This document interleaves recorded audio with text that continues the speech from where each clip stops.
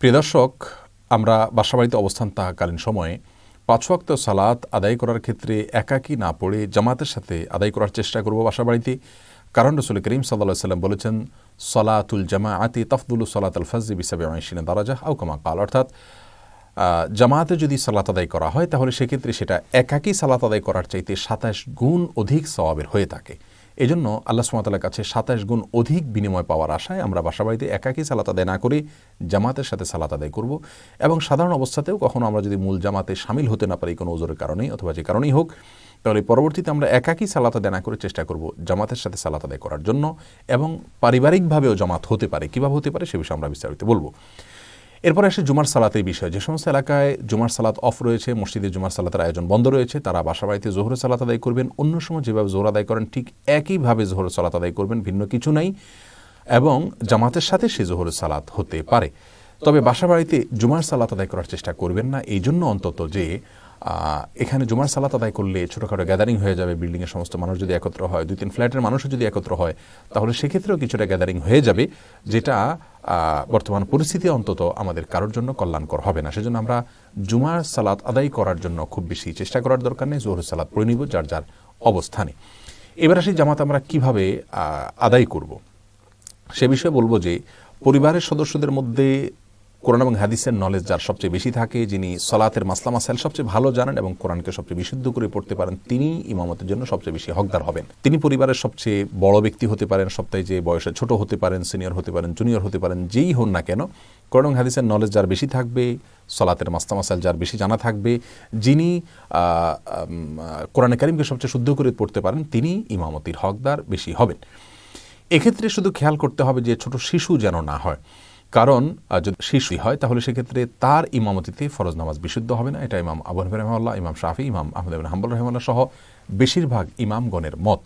যার কারণে এই মতটিকে অগ্রাধিকার দিয়ে সতর্কতা দাবিতে আপনার শিশুদেরকে ইমামতে দিয়ে নামাজ পড়বো না আমরা, যদিও তারা কোরআন এবং হাদিস আমাদের চাইতে ভালো জানে অথবা কোরআনকে সুন্দর করে পড়তে জানে।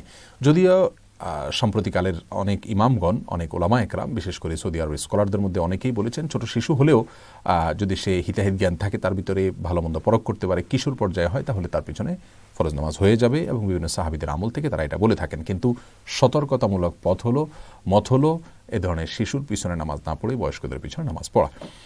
আমাদের পরিবারের সদস্যদের মধ্যে অনেকে হেজিটেশনে ভুগবেন বর্তমান পরিস্থিতিতে যে আমরা তো পরিপূর্ণভাবে কোরআন কারিম সহি করে পড়তে পারি না, আমাদের তেলাওয়াতগুলো এত শুদ্ধ না, মাসলা এত বেশি জানে না, তাহলে আমাদের কি ইমামতি করা ঠিক হবে?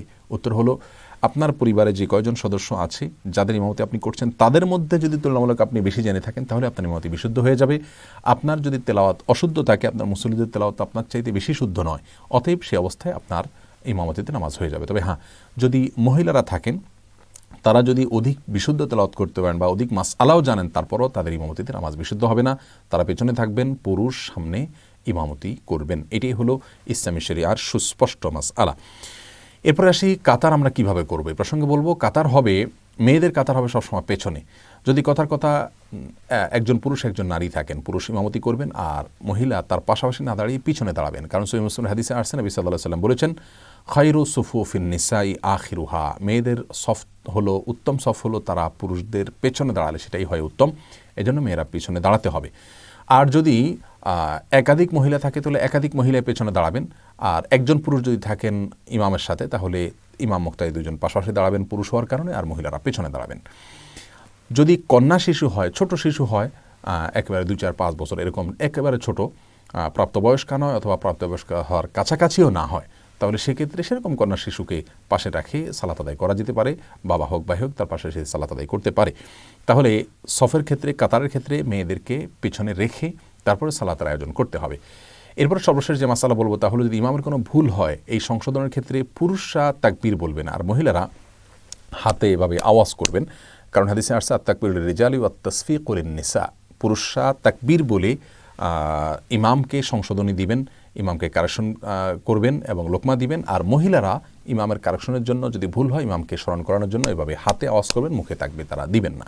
এ হলো মোটামুটি আমাদের পারিবারিকভাবে সালাতের আয়োজন করলে তার প্রাসঙ্গিক মাসাইলগুলো। আল্লাহ সুবহানাহু ওয়া তাআলা আমাদের সকলকে পরিবারগুলোতে সুন্দর করে জামাতের সাথে সালাত আদায় করার তৌফিক দান করুন।